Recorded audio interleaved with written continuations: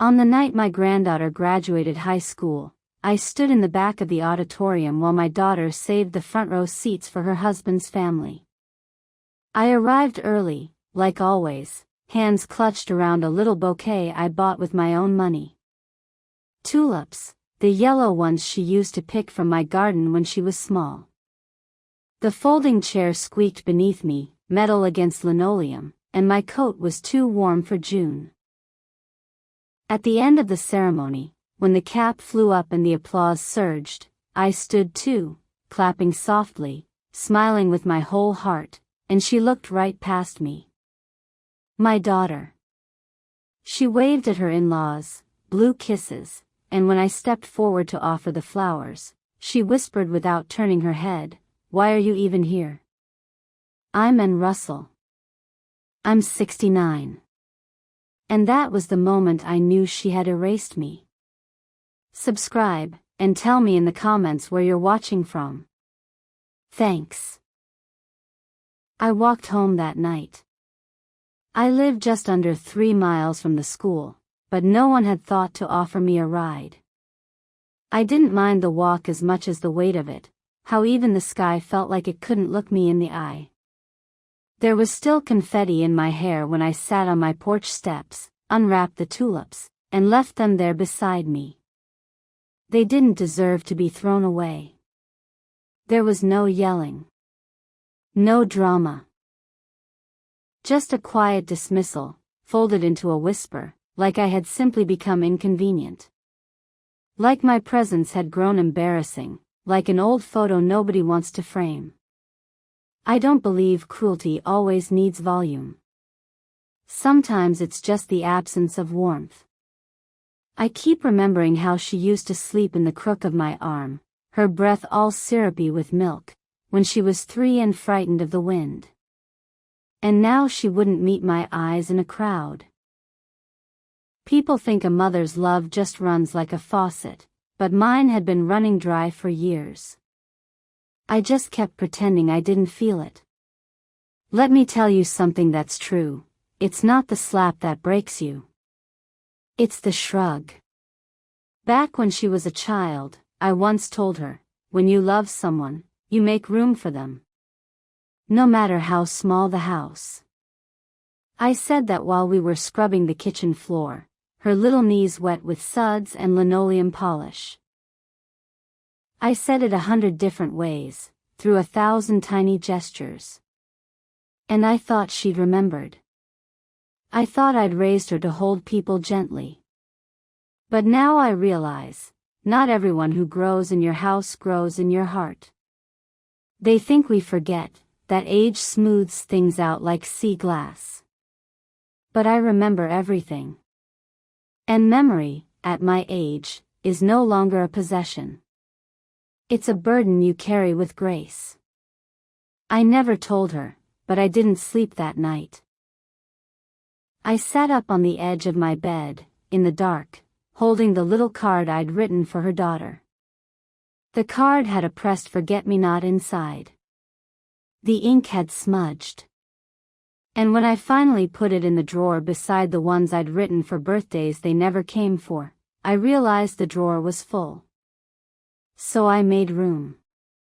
For someone else. The next morning, I called Marianne. A neighbor from down the street. Her son died years ago. She'd mentioned how she missed graduation photos, missed the chaos, missed having people to clap for. I asked her if she wanted to come with me to the community college open house next week. Why? She asked.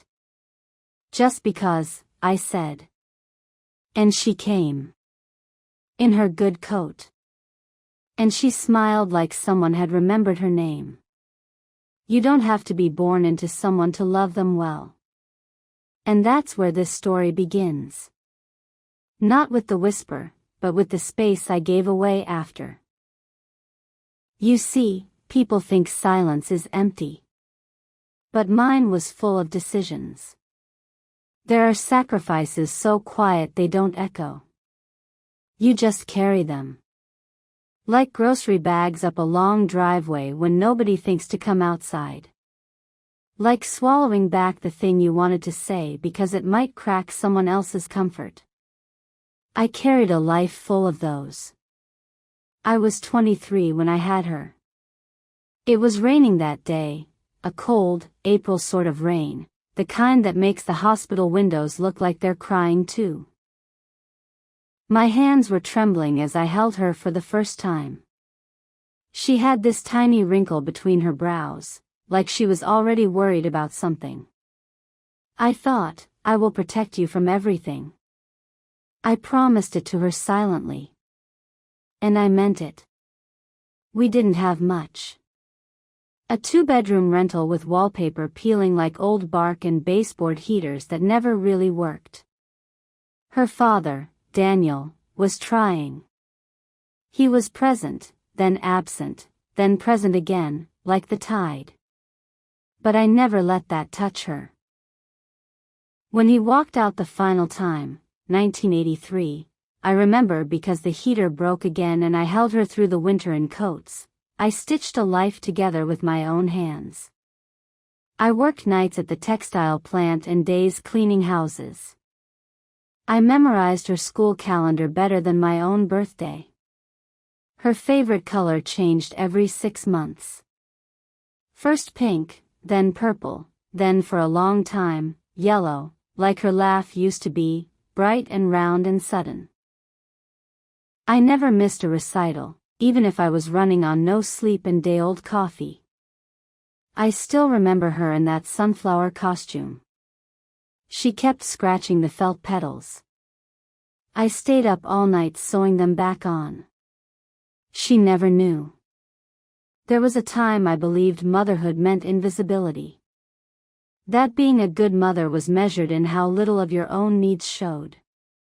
So I stopped buying new clothes. I canceled dentist appointments if they conflicted with piano lessons. I told myself that's what love is.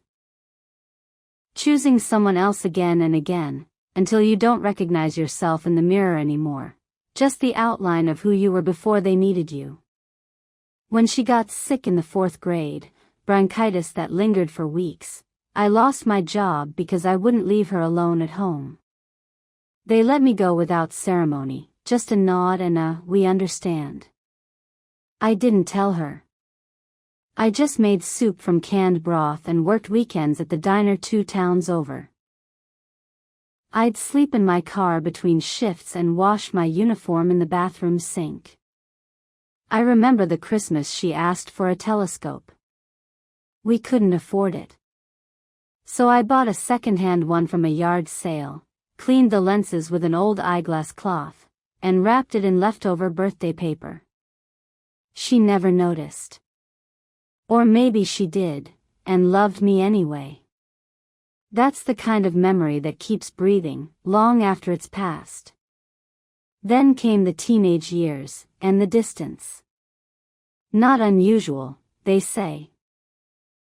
All kids pull away. But I still kept my hands out, ready to catch her if she fell.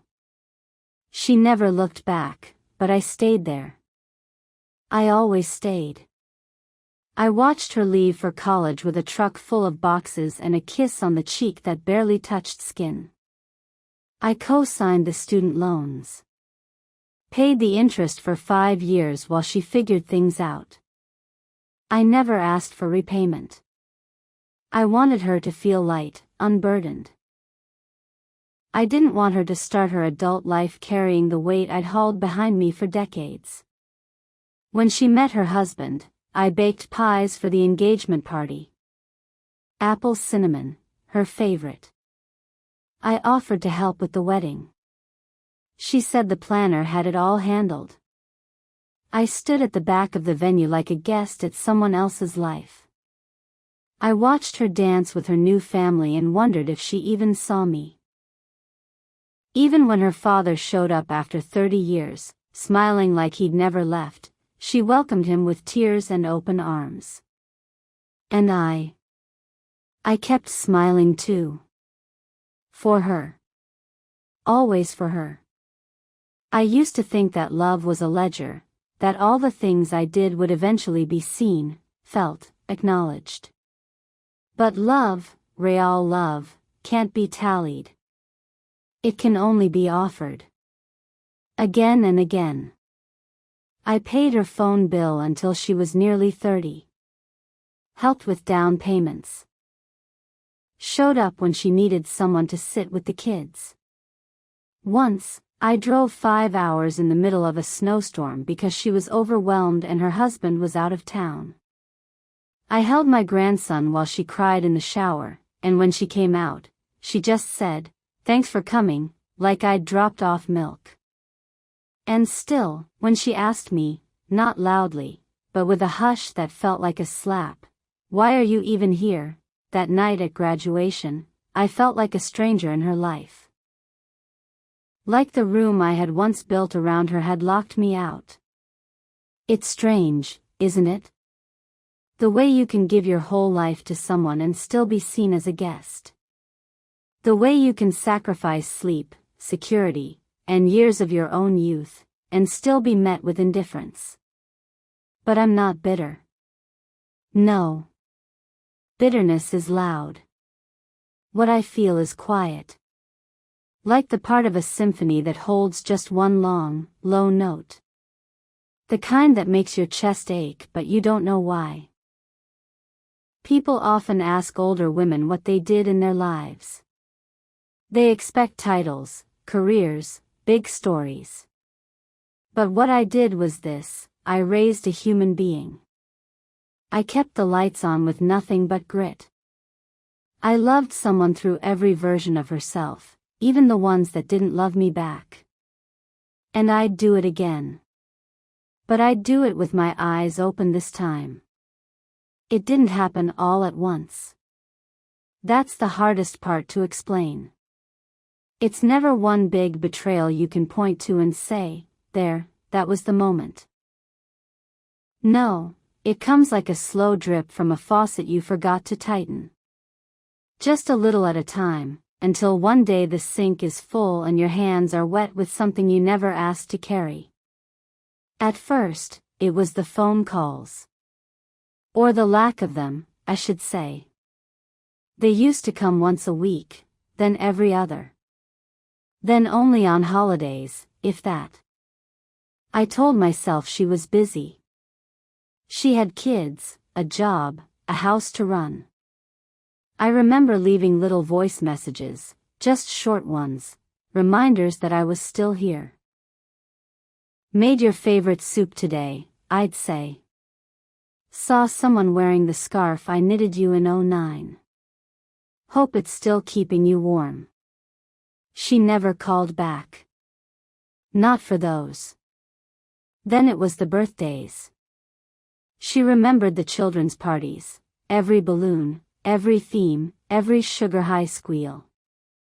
But when mine came, they passed like any other day. Maybe a text. Sometimes not even that. I never wanted gifts. Just a voice, a minute of being remembered. I'd set out a slice of cake anyway, each year, just in case they stopped by. I always made chocolate, her favorite, not mine. That's how it starts. Little erasures. She stopped asking about my life.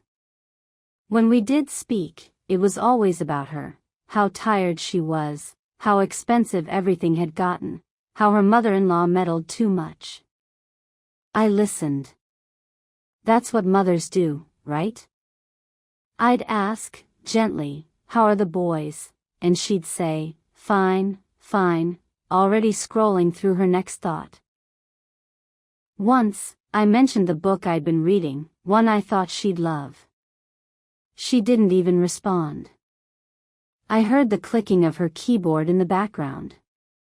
I was background noise in her life, like elevator music you stop hearing after the 3rd floor. There were other moments. I remember babysitting for an entire weekend while they went away on a trip. No thank you. No follow-up. Just a last-minute text. Can you pick them up from school too? Like I was an unpaid employee, expected, invisible. They asked me not to post photos of the kids on social media, said it was for safety. I understood, of course.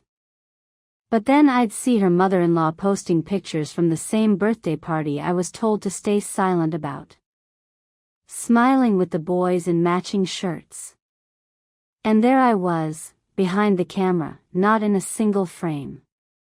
It's a strange thing, to witness your own erasure in real time.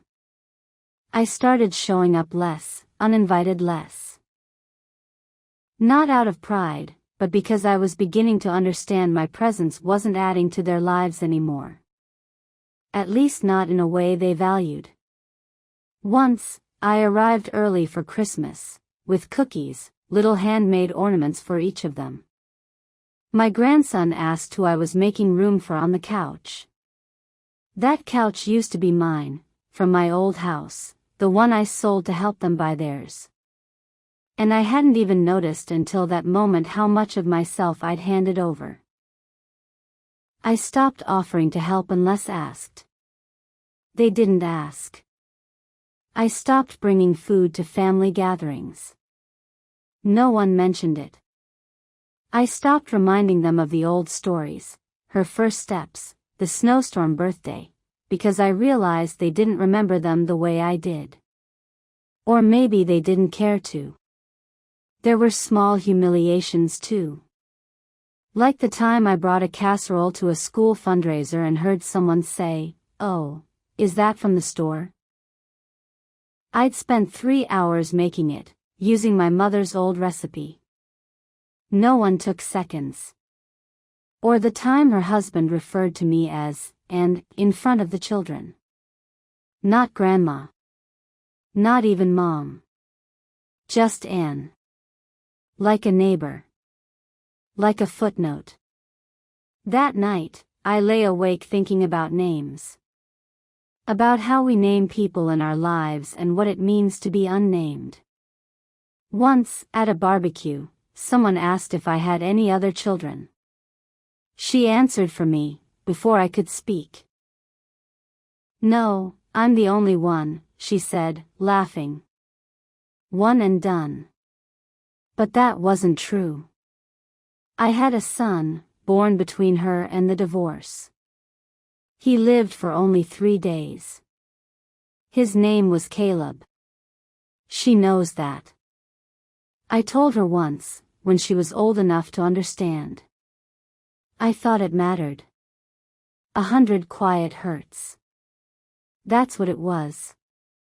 No one calls it cruelty. There's no scandal. No broken glass. Just the soft erosion of your place in someone's heart. Like beach cliffs crumbling into the tide, unnoticed until the fence around the yard is gone. I think what hurt most wasn't what they said. It was what they didn't. "No, I miss you." "No, thank you." "No, are you okay?" "No, you matter." And so, slowly, I began to make peace with the fact that I was no longer part of the circle. Not in the way I used to be. I was orbiting. Watching the seasons of their life from the edge, waving sometimes, hoping to be seen. They say grief is what happens when someone dies.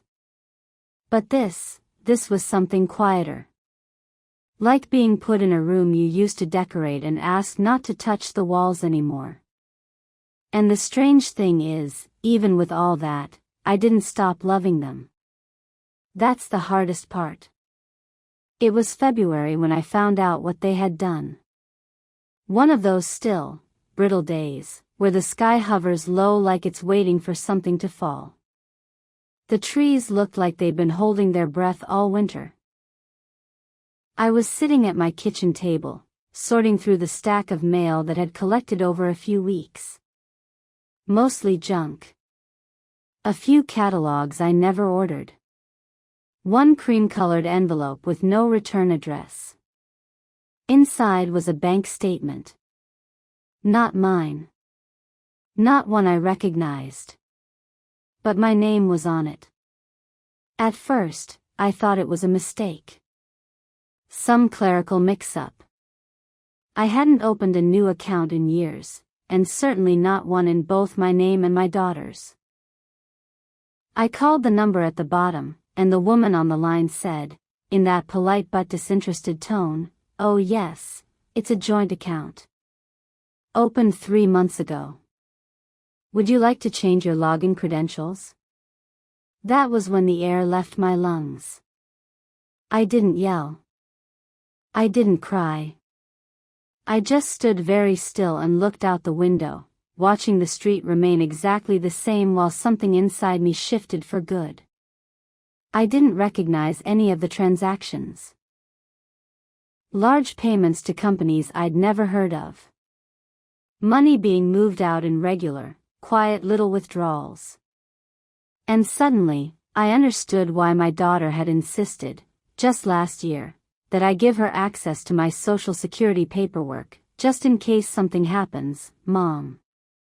At the time, I'd trusted her. Of course I did.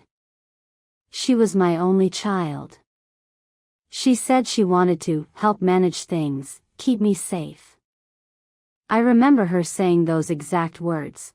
"We just want to make sure you're safe, Mom." As if safety came in the form of passwords and control. Now, as I stared down at that statement, I realized I wasn't being protected. I was being used. It was subtle, almost surgical. Just a few hundred here, a few hundred there. But over time, it added up to thousands. And it wasn't even the money. It was what it meant. That she didn't think I'd notice. Or worse, that she didn't think I mattered enough to ask. I went to the branch in person that same afternoon. The teller was young, kind-eyed, maybe 25. She looked surprised when I told her I hadn't opened the account myself. She offered me a private room.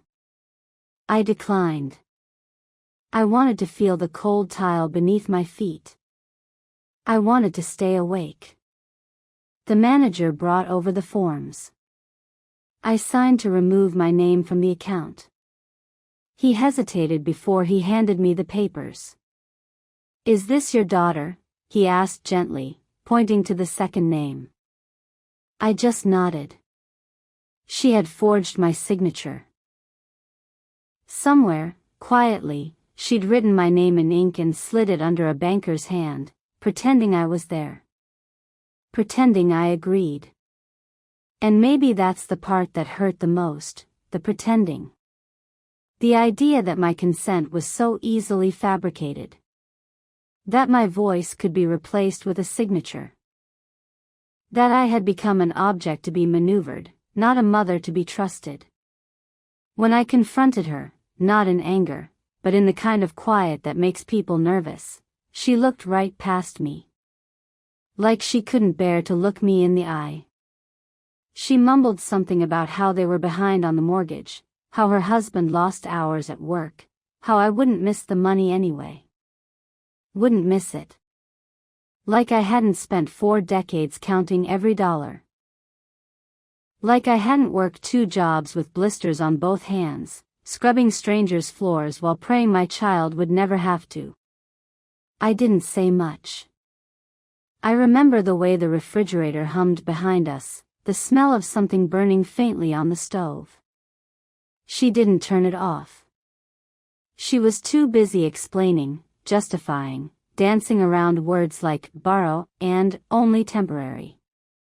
I said just one thing before I left. "I would have helped you. All you had to do was ask." And I meant it. Even after everything, the silences, the diminishing, the loneliness, I would have given her what I had. But now she'd taken it. She'd taken the last piece of trust and treated it like it was hers to bend. And something broke inside me that afternoon. Not loudly. Not in some cinematic way. It just stopped. I drove home with the window cracked, even though the wind was sharp. I wanted the sting. I wanted to feel something clean. And for the first time in my life, I didn't call anyone. Not to vent. Not to cry. I didn't turn on the TV or make a cup of tea. I just sat at my table and stared at the envelope. I placed it in the drawer with the others, the birthday cards I'd written but never sent, the photos of my grandson's first lost tooth that I wasn't invited to celebrate. The drawer was starting to stick from how full it had become. That night, I made a list. Not of the money, but of the lines. The quiet ones that had been crossed, one by one, like little chalk marks no one thought I'd notice. Missed birthdays, dismissive remarks, calls that never came, her husband's cold tone being left off, the family vacation being left off, the emergency contact list being left behind, and now this financial betrayal wrapped in a daughter's voice. I stopped after a while. The list wasn't for revenge. It was for clarity. Sometimes the final straw is small. Sometimes it's just the one that lands when your back is already bowed under the weight of 100 others. This was mine. There's a kind of silence that isn't born out of fear or sadness. It doesn't come from being overwhelmed or defeated. It's a silence that rises up from the bones. A silence of choice. Of final clarity. That's the silence I stepped into. After the bank, after the forged signature, after that moment where trust slipped through my hands like flour on a baking day. I didn't scream. I didn't write letters. I didn't try to make her understand. I simply stopped offering myself. The days that followed were oddly calm. I kept waking at the same time, 6:45, still expecting to make a list for the day. Laundry, soup, maybe a visit to see the boys.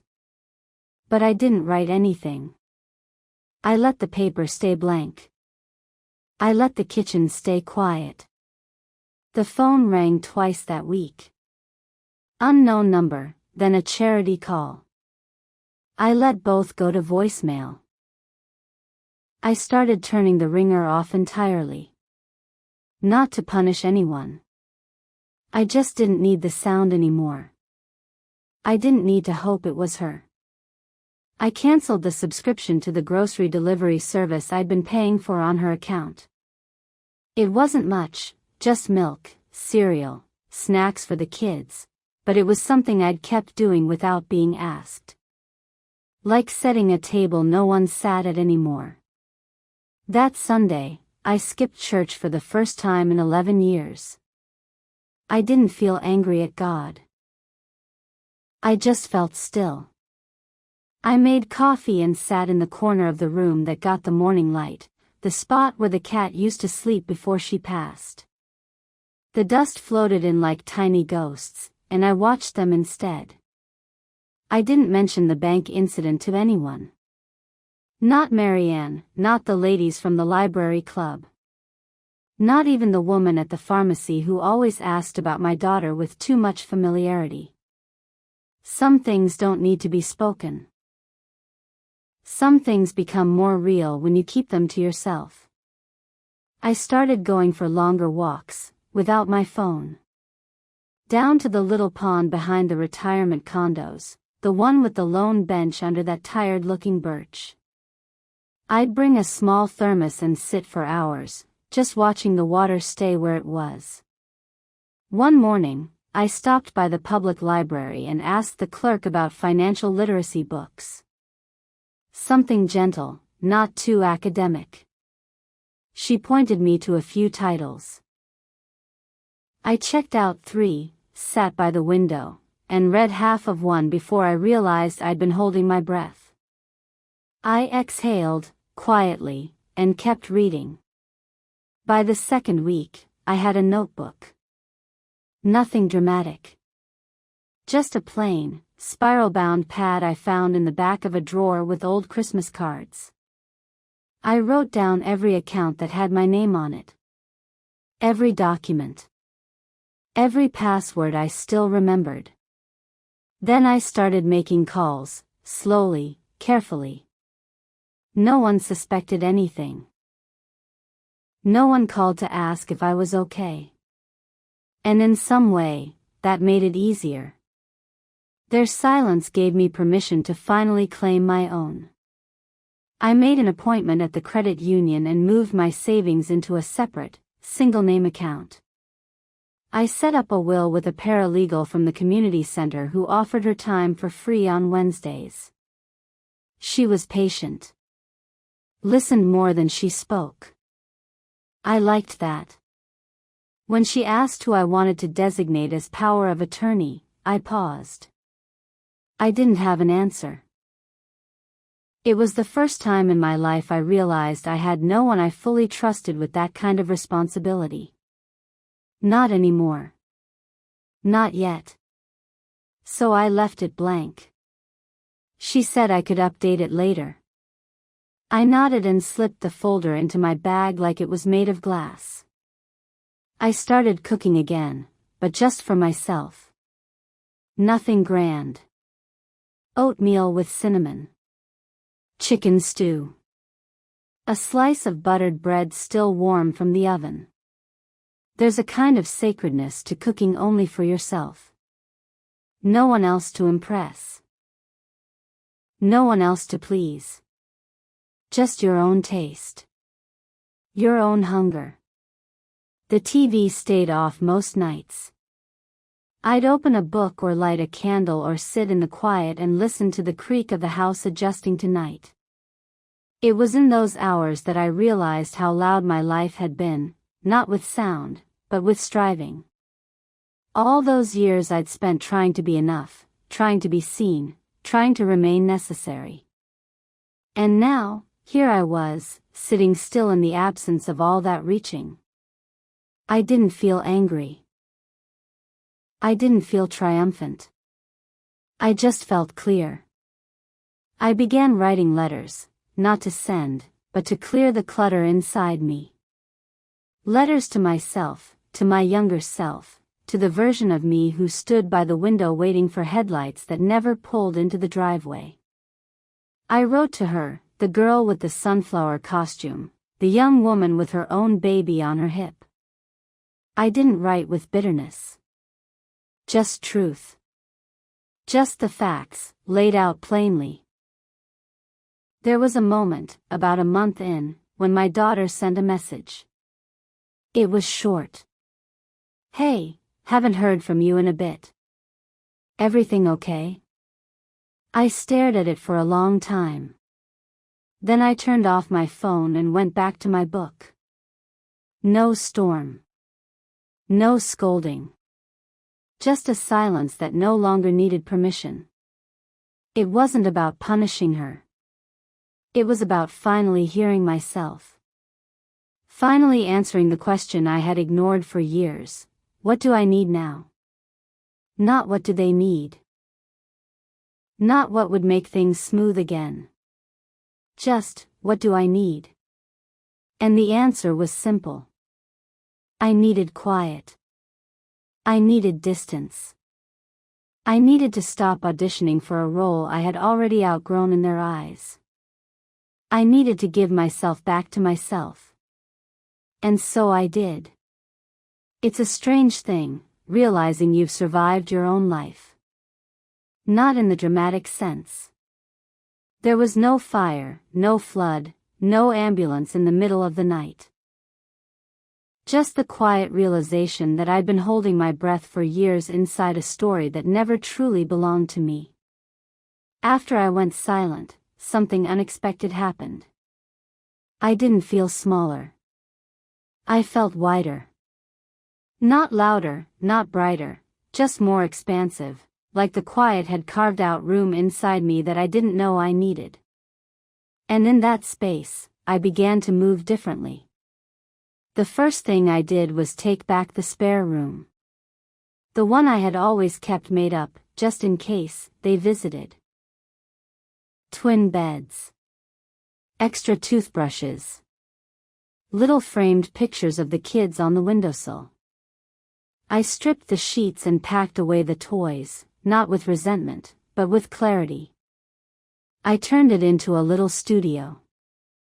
I laid down a second-hand rug I found at the thrift store, brought in an old easel from the garage. I'd taken one painting class in the 1980s, oils and cheap brushes, and never picked it up again. But something about that silence made me want to create instead of wait. So I began again, cautiously, like learning to walk across new ice. My first painting was just a bowl of apples. Too round, too red, not much technique. But it was mine. It came from me. And that mattered more than whether it was good. I signed up for a watercolor class on Thursday mornings at the community center. 10 women, 1 instructor, all of us older, quiet, softened by years. We didn't talk much at first. Just dipped brushes in water and let the colors blend however they wanted to. That class became a kind of sanctuary. No one asked about my daughter. No one tried to fix anything. We just painted and sat in the gentle hum of shared space. I also started walking earlier in the day, before the traffic picked up, before the neighborhood came alive with engines and sprinklers and morning news. Just me, the cold air, and the rhythm of my own footsteps. I didn't wear earbuds. I didn't listen to podcasts. I listened to birds. Leaves underfoot. My breath. My life. And there was this little dog that started following me. At first I thought he was a stray, brown with a white chest and one eye that looked just slightly off-center, like he was always half suspecting something. He had no collar. He'd meet me at the corner by Maple and 5th and trail behind me for a few blocks, then veer off without explanation. I started bringing biscuits in my coat pocket. No leash. No expectations. One morning he came all the way home with me. I named him Henry. He doesn't bark much. Mostly just sits beside me while I read or stands guard while I paint. I never thought I'd want another living thing to take care of. But he doesn't ask for much. Just food, water, the occasional scratch behind the ears. It's strange how much room opens up when you stop waiting to be chosen. I began sorting through my closet, not out of boredom, but as a kind of quiet ritual. So many clothes I kept for imagined events. Sweaters I thought I might wear if I were invited somewhere. Shoes that pinched but looked nice enough for dinner parties that never came. I donated most of it. What stayed was what felt like me. Soft shirts. Slippers. Cotton dresses with deep pockets. I wore one of those dresses the first time I went out to the coast alone. A day trip. Packed a lunch. No destination in mind, just drove until the sky turned that pale, open blue and the salt hit the air. I sat on a bench near the dunes and watched the tide pull itself back like a secret it didn't want to tell. I didn't call anyone. Didn't send a photo. Just breathed it in. I started saying no, too. Not loudly. Not with confrontation. Just quiet refusals. A neighbor asked if I'd help coordinate the church raffle. I smiled and said, not this year. A distant cousin emailed about borrowing some money for a short-term need. I never replied. It wasn't about becoming hard. I wasn't closing. I was clarifying. Even my spending changed. I'd never been reckless, but now I was intentional. I bought a better mattress. I replaced the old teapot with one that didn't rattle when it boiled. I bought canvas and better brushes. I paid a woman named Ruth to clean the gutters instead of waiting for my daughter's husband to get around to it. And I didn't feel guilty. That was the newness. The absence of guilt. I started imagining new holidays. Not filled with expectation or preparation.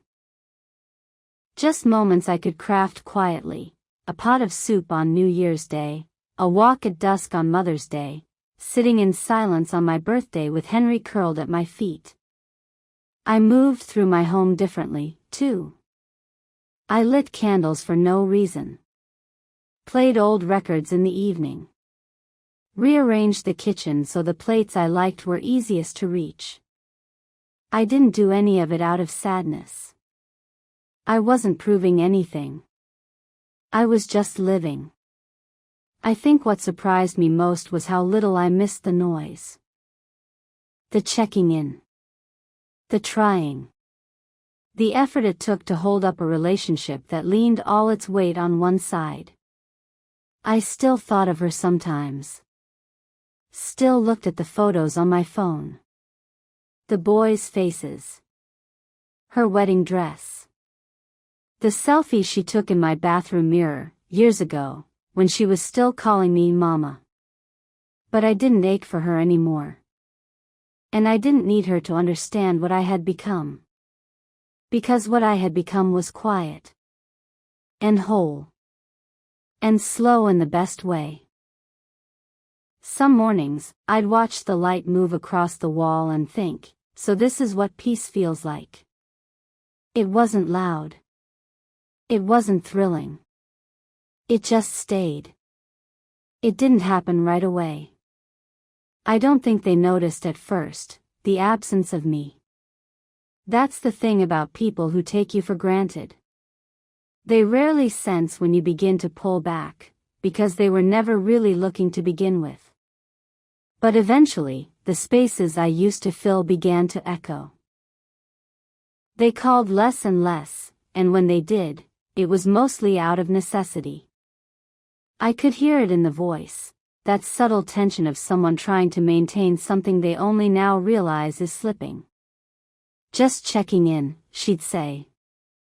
But it wasn't a habit anymore. It was strategy. There was a kind of shuffle to her voice, like she was trying to rearrange things without admitting they were broken. I listened, but I didn't offer much. No updates. No opinions. Just a soft, measured tone that said, I'm here, but I'm not holding this up anymore. She asked about Henry once. I told her he was well. That was all.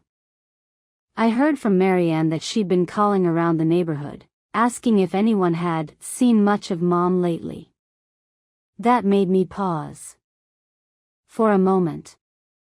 Then I went back to the soup I was making, folding leeks into butter. There's a silence a mother leaves that only becomes noticeable when the scaffolding starts to fall. Birthdays passed. I sent no cards. Not to punish, just to honor what had already happened. They'd trained me not to expect a celebration, so I let it go, all of it. The baking. The wrapping. The remembering. I used to keep notes on what the boys liked, which toy, which phase, which bedtime story. It was my quiet language of love. Now, I couldn't tell you what grade they were in. Not because I'd stopped caring, but because I'd stopped asking. I stopped placing myself where I was no longer welcomed. I don't know if they missed me at first. But I know they noticed when the things I used to do stopped getting done. No more babysitting at the last minute. No more rides to and from appointments. No more filling in for the things they said were just too much right now. The house they bought, the one I helped fund with my old savings account, the one I silently emptied so their down payment would go through, started to show signs of wear. The back fence leaned. The gutters clogged. The garden, once blooming with my hands, filled with weeds. I drove past once, in the early morning. No one saw me. I wasn't hiding. Just passing by. The porch light was still on, though the sun had risen. The recycling bin overflowed with boxes. An Amazon sticker caught the breeze, flapping like a white flag. Even their voices changed. The children, once delighted to see me, now sounded coached when they called. Polite. Unnatural. Like I was someone from the phone company. Necessary, but not beloved. And her voice, my daughter's voice, it started carrying this uncertainty, this tremble under the surface. Like someone realizing they left the stove on, but they're not sure when. Or if the damage is already done. I could tell she was trying to fix it. There were small gestures. She sent a postcard from their trip to the mountains. No handwriting. Just, from all of us, and a printed family name. The kind of thing you send to a coworker. A formality. She dropped off flowers once. No note. Just left them on my porch like an apology she wasn't ready to say. And one day, she left a voicemail. I know things haven't been great lately, Mom. I hope you're okay. We should talk sometime. That was the first time she used the word we in months. I didn't return the call. Not because I wanted to hurt her.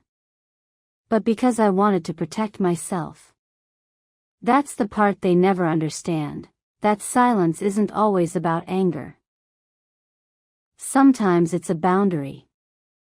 Sometimes it's the only language left when all your others have been used against you. I started hearing from others, too.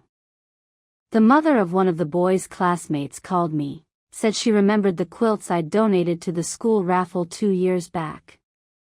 Asked if I'd consider making one again. I said no, gently. I'm not in that season anymore, I told her. And I meant it.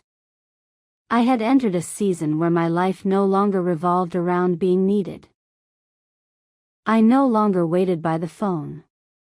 I no longer measured my worth by the weight I could carry for someone else. I saw her once at the grocery store. She was pushing a cart, her face tired in a way I recognized too well. The kind of tired that sleep doesn't fix. She didn't see me. Or maybe she did, and didn't know what to say. She looked older. Not in years, but in spirit. She moved like someone trying not to break anything more than she already had. I didn't approach her. I didn't linger. I just walked past with my basket and a quiet heart. Because what they lost without me wasn't dramatic. It wasn't the collapse of a world. It was the soft withdrawal of a certain kind of love. The kind that remembers. The kind that keeps spare keys. The kind that knows your tea order. The kind that notices when you're unraveling and knits you back together without asking for thanks. They lost the woman who made their lives easier in 100 ways no one noticed until she stopped. They lost the warm hand at the back of every holiday. The woman who filled the gaps and smoothed the edges. The one who showed up early and stayed late. They lost the memory keeper. The birthday calendar. The quiet cheerleader. And in return, I gained something else. My mornings. My dignity. My time. My name, spoken only by people who meant it. I didn't become spiteful. I became sacred to myself. And the peace that followed was not loud or smug. It was soft. Like rain returning to the earth after years of being expected to rise. I didn't plan to write it. It started with an envelope I found while cleaning out the hall cabinet, one of those long, cream-colored ones, the kind I used to use for paying bills. Tucked between old tax records and expired coupons. I held it in my hand and stood there for a long time, unsure whether to toss it or save it. Then, without much thought, I walked to the kitchen table, sat down, and pulled out a pen. I didn't even reach for the nice stationery I keep in the desk drawer. This wasn't about presentation. It was about truth. I didn't know who the letter was for at first. Maybe it was to her. Maybe to myself. Maybe just to the version of me that had waited too long to say what needed saying. I didn't overthink it. I just began. It didn't start with anger. It started with a memory. I remember the day you lost your first tooth, I wrote. You were 4, even though the baby book said 5 or 6 was normal. You ran into the kitchen with blood on your lip, more delighted than scared. I wrapped the tooth in tissue and placed it in a matchbox, told you the tooth fairy would come. You asked if she looked like me. I paused. The words came slowly at first. Like coaxing an old car back to life. But once they did, they didn't stop. I didn't accuse. I didn't list grievances. I wrote what I had carried. Not with weight, but with honesty. I gave so much, I wrote, not because I was expected to, but because I loved you. And I thought love was best proven in what we do quietly, without applause. I wrote about the winters I stayed up sewing mittens, the nights I watched her sleep when she was sick, the hundreds of times I made meals and mended hems and gave up little pieces of myself, not in martyrdom, but in love. I wrote about how I stayed when others left. I wrote about the dignity I had fought to keep after everything started to shift. And then, I wrote something I hadn't admitted aloud before. I think I stayed too long in the story you stopped reading. That line hung there, written plain as anything, and I had to put down the pen for a while. I made tea. Sat on the porch while Henry paced beside the door. The light was soft that evening, the kind that doesn't ask for anything. The kind that just lets you be. When I came back, the letter was still there, half finished, waiting like an old friend at the table. I picked up the pen again. I've forgiven you, I wrote. Not because you asked. Not because it was earned. But because carrying resentment is too heavy for a heart that's already done so much work. I could have ended it there. But I didn't. Instead, I turned the letter toward someone else entirely. Toward the woman I used to be. Dear Anne, I began again. You did not fail.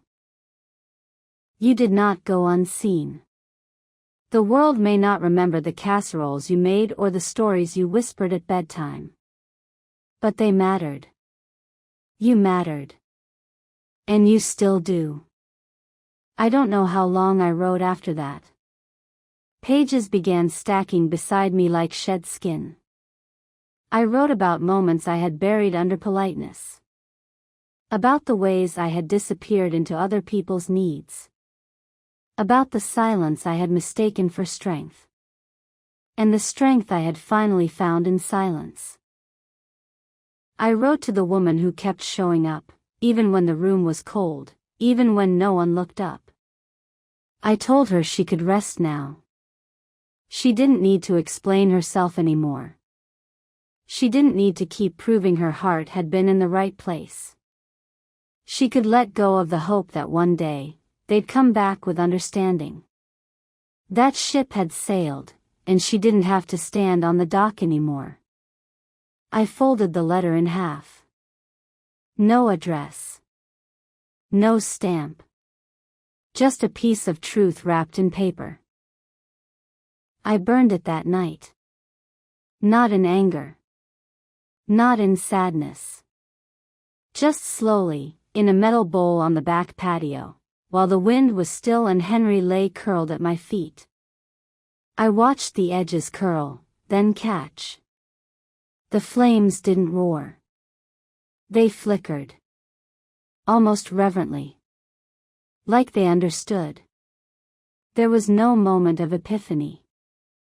No dramatic swell of music. Just a small sigh that left my body as the paper turned to ash.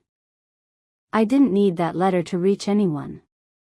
It had already done what it came to do. It unhooked me from the version of myself that waited for closure, for apology, for recognition. It told me I was free. And that freedom, it didn't look like triumph. It didn't feel like victory. It felt like walking into a room and not wondering where to sit. It felt like making tea and not checking the time. It felt like wearing the soft clothes, the ones with stains from joy and years and tomatoes from the garden. Sometimes healing doesn't look like fixing what broke. Sometimes it looks like letting it stay broken and choosing to build a new room beside the wreckage. One with windows. One with light. One with no locks on the door. The next morning, I sat on the porch with my tea and watched the sun rise without anticipation. Not waiting for a call. Not hoping for reconciliation. Just existing, in the quiet hum of enoughness. Henry barked once at a squirrel, then settled again. The wind moved through the trees like breath. And for the first time in a long time, I felt light. Not because anything had changed outside me, but because something had finally shifted within. These days, my life is shaped by softness. Not just in what I touch, the wool throw on the arm of the couch, the worn flannel of my housecoat, the slow steam curling up from my morning tea, but in how I move through time.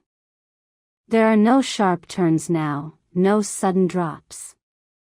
The days unfold like pages I'm no longer rushing to finish.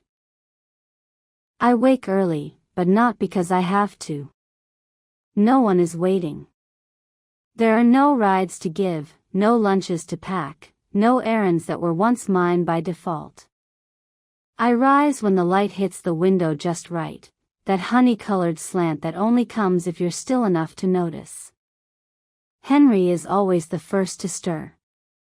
His paws pad softly against the floor, then he rests his head on my knee while I butter toast or rinse berries under the faucet. He waits without rush, tail wagging in time with my breath. We're alike, he and I, two souls who ask for little, happy in each other's quiet company. I keep a small journal now. Not the kind that records big events, there are fewer of those now, but the kind that holds details only I would remember. How the garden smelled after last week's rain. How the neighbor's daughter laughed when I waved. How the light moved across the wallpaper like a slow dance. Some days I write letters I never send. Other days, I write nothing at all. And both feel like enough. I go to the library on Tuesdays. The women there know my name. Not out of duty, not because they need something, but because they've come to see me. The real me.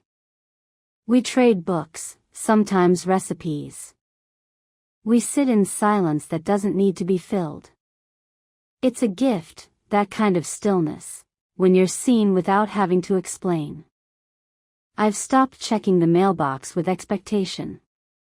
Most of what arrives now is circulars or flyers, things that can be recycled without thought.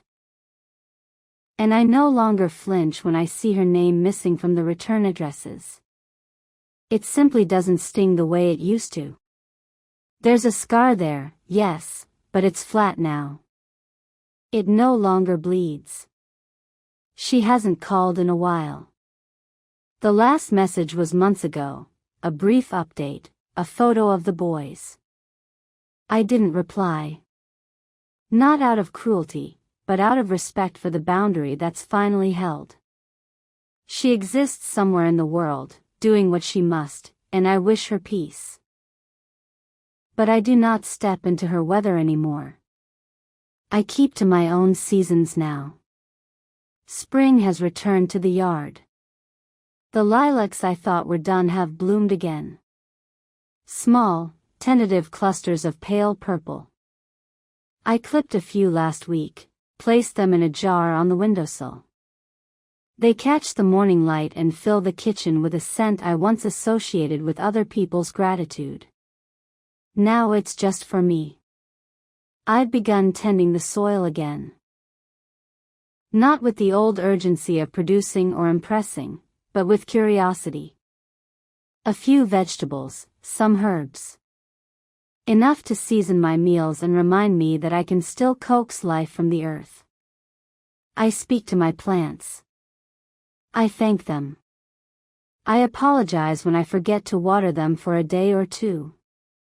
And I forgive myself quickly now. That's something age has taught me, to soften the edges around my own mistakes. Sometimes Marianne joins me on the porch.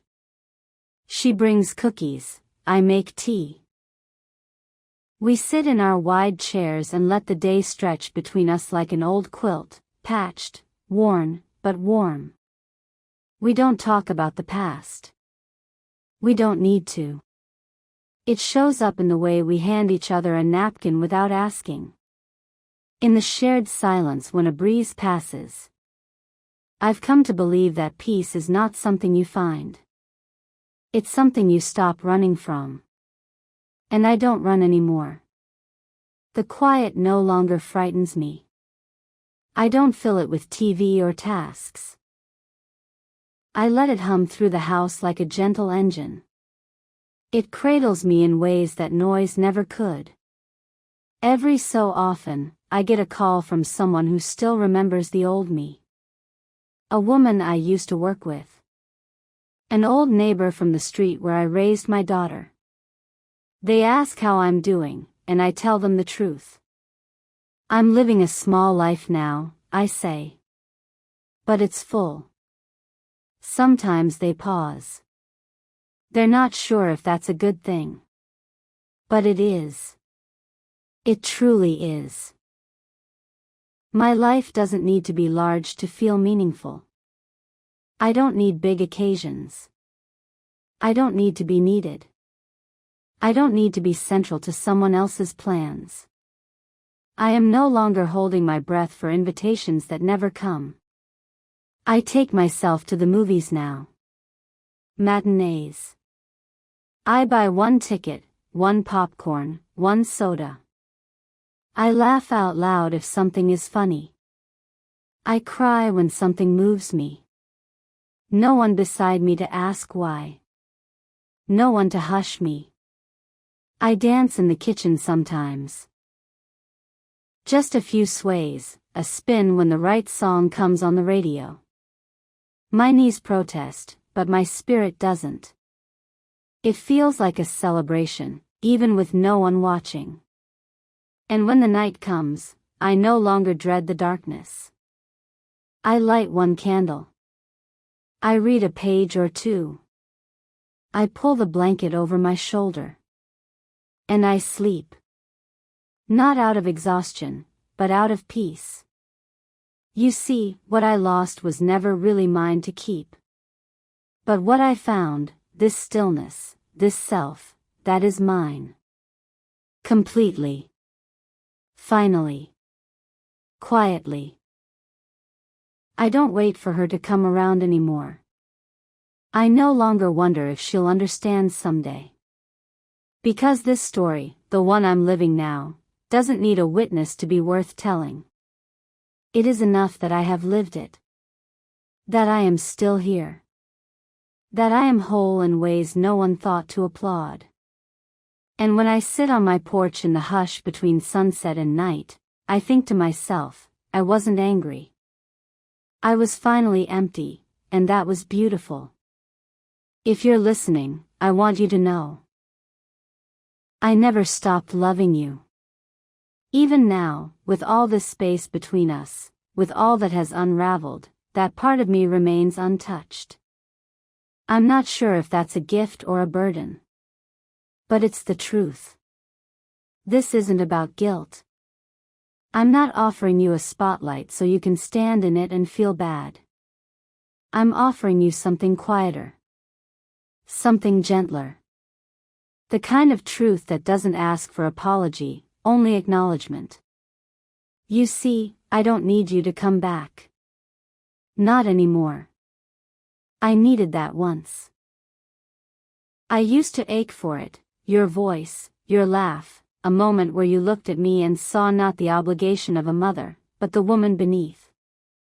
The one who built you a life from dust and soft refusal.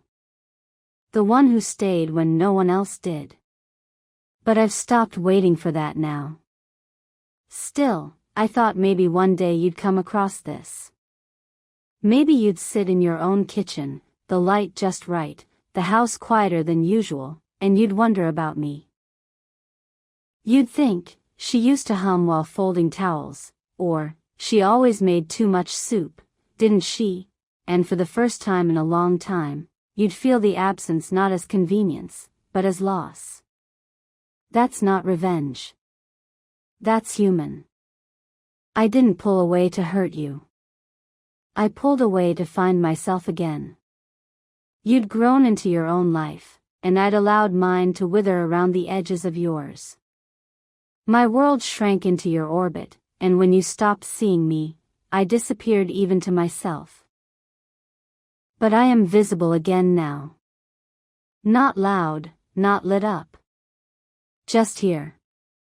Steady. Small in the best way. I wish you had asked me who I was, outside of what I gave. I wish you had looked at my hands and remembered what they had held, not just you, but worry, and grief, and joy, and decades of unseen labor. I wish you had asked for the stories that lived in my silence, instead of assuming there was nothing left to hear. I was never trying to make you owe me something. I just wanted you to know what it meant to love like that. To give without measure. To show up when no one claps. To stay long after you stopped saying thank you. And if you've forgotten, that's okay. Because I remember. I remember what it was to rock you to sleep on nights when your fever climbed and I held cold cloths to your neck with prayers in my teeth. I remember when you learned to read and looked up at me with wide, proud eyes like you had just unlocked the whole world, and I whispered, yes, you did. I remember how you used to grab my hand in the grocery store without looking. Like it was reflex. Like safety. I held that hand through every chapter, even the ones where you stopped reaching back. And now I hold my own. That's what healing is, I've learned. Holding your own hand through the ache. Through the remembering. Through the letting go. If you are listening, I hope you're okay. Truly. I hope your children are growing strong. I hope you found a rhythm that doesn't leave you hollow. I hope you've learned to see what you used to overlook, not just in me, but in the people around you. The cashier with tired eyes. The friend who always texts first. The quiet relative who shows up, even when no one remembers to thank them. I hope you see them now. Because life has a way of circling back. And you will be all of us, in time. You will be the one waiting for a call. You will be the one watching a child walk away with their own story tucked under their arm. And I hope, when that day comes, it meets you with grace, not regret. You don't owe me anything. But I want you to know, there's still a piece of you in every room I sit in. Not because I'm clinging. But because you were my life's great becoming. And even in this distance, I see you. I see the girl with skinned knees and stubborn questions. I see the young mother, overwhelmed and searching for peace. I see the woman trying to do right, even when she faltered. I don't hold you in contempt. I hold you in memory. And memory, when tended well, can bloom without bitterness. I've learned to tend mine. I sweep the porch each morning. I talk to Henry. I feed the birds. I read long novels with no urgency. I keep a small drawer of keepsakes. Not out of nostalgia, but out of respect for the life I lived. Your school drawing is still in there. The one where you made me a sun with crayon rays shooting in every direction. Underneath it, in crooked handwriting, you wrote, "My mom is the warmest thing."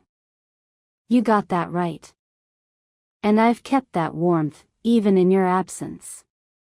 That's the miracle of love. It doesn't vanish. It just moves. It moves into quiet mornings. Into safe friendships. Into new ways of holding yourself when no one else knows how. I want you to know, I am not waiting. But I am still open. Not to being needed. Not to being fixed. Just to being seen. And if you never do, that's all right. Because I've seen myself now. Fully. Without apology. Without decoration. And what I've found is this: I did not disappear. I became. There are things I used to believe with my whole heart, things I now understand were never really true. Not because they were lies, but because they were incomplete. Like a song that ends before the final chord. You hum it for years, not realizing the silence you've accepted was never the ending you deserved. I believed that love meant loyalty, no matter what. That if you gave everything, someone would eventually see it. That being needed was the same as being loved.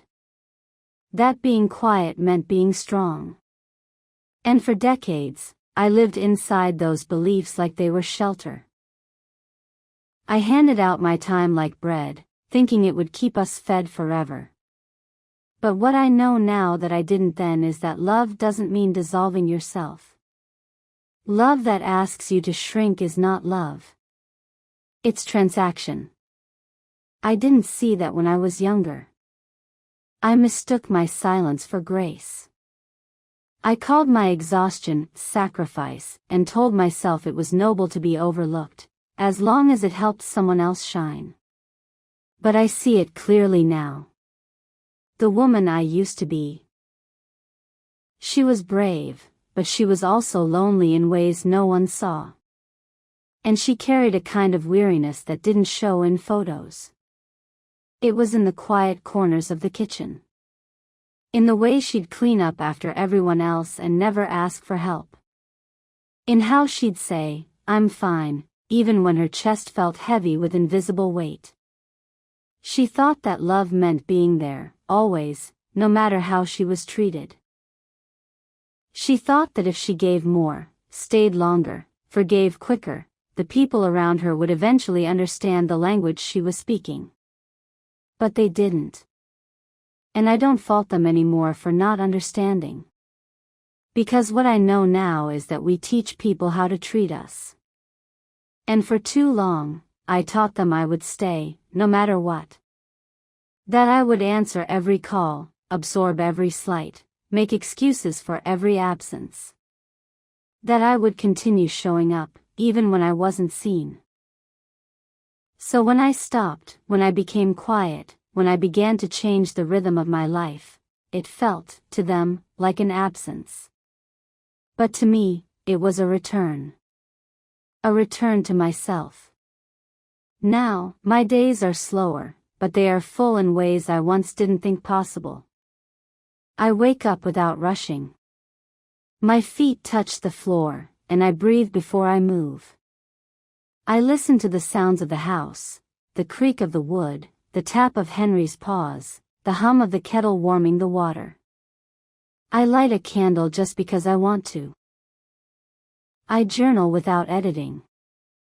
I speak kindly to myself, even when I don't get everything done. And I no longer require permission to feel good. I've learned to build small altars of joy, a fresh loaf of bread cooling on the counter, the rustle of the newspaper, the comfort of warm socks. I never noticed these things before because I was always too focused on what I lacked: connection, approval, gratitude. Now, I focus on what I already have. It's not about becoming indifferent. I still care. I still hope. But I no longer center my value around what I give away. I center it around what I keep: peace, presence, and choice. I go to the farmer's market on Saturdays. I walk through the rows of bright vegetables and blooming flowers and handmade soaps. Sometimes I speak with vendors, sometimes I don't. There's a woman named Carla who sells beeswax candles. She remembers my name. She holds my eye when she smiles. That's enough for me. I've started writing small notes for no one in particular. Folded into library books I return, slipped between the pages. Just simple words: "You matter," or "Take a deep breath," or "You're not alone." It comforts me to know someone will find them. Maybe someone like I once was, tired, unseen, hoping for a kindness that doesn't come with conditions. What I know now is that you don't need to be known by many to live a meaningful life. You just need to know yourself. And I do. I know that I am not broken. I know that I am not just a mother. I know that my value did not disappear when I stopped giving without rest. I know that the best parts of me, the generous parts, the nurturing parts, they're still here. But they belong to me first. I don't regret who I was. She got me this far. But I'm not her anymore. And I'm not mourning that. I've stopped trying to fix what refuses to be healed. I've stopped sending emotional letters to closed doors. I've stopped translating silence into hope. Instead, I speak my truth softly, to myself, to the sky, to the wind that carries it wherever it needs to go. What I know now is that sometimes the most radical thing a woman can do is claim her own life. Not loudly. Not with fanfare. But by lighting a single candle, making a cup of tea, and saying, "This is mine. All of it. And I will live it fully, gently, entirely." I used to believe that I had to wait for someone to give me permission to rest, to feel proud of who I was. I don't believe that anymore. What I know now is that my quiet life is not a consolation prize. It is the reward.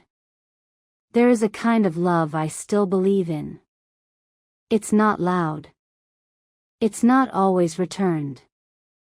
It doesn't always come wrapped in perfect endings. But it lives. It stays. It breathes through the cracks. And it softens me, even now. It's the kind of love that doesn't expect applause. The kind you offer to a neighbor when you bring soup without being asked. The kind you show a child, even when they forget to look back. The kind you whisper to yourself when you get through a hard morning without anyone noticing. I used to think love had to be big. That it had to prove itself, stretch itself, make declarations loud enough for the world to hear. But what I know now is that the deepest love doesn't shout. It doesn't need to. It lingers in the room long after the people are gone.